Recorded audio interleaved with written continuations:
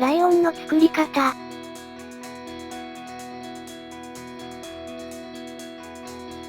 260オレンジを60センチほど膨らませます。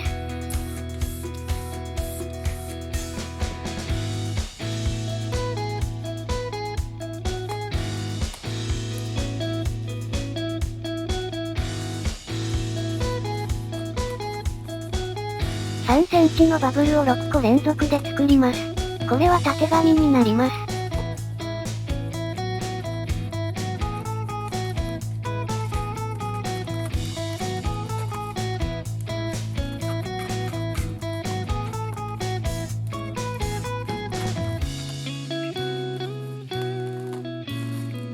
口巻きとひねり合わせてください。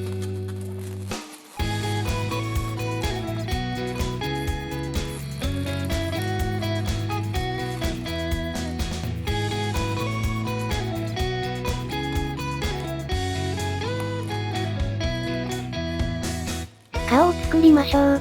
4センチのバブルを1つ。続けて7センチのバブルを作ります。2つのバブルを輪っかの中に突っ込んでください。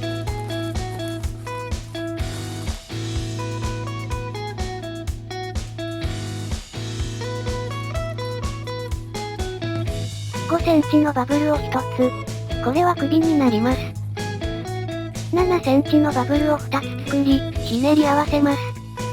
これは前足になります。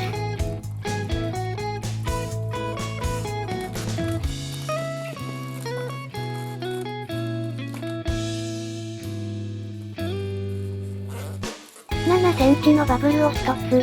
これは胴体になります。7センチのバブルを2つ作り、ひねり合わせます。これは後ろ足になります。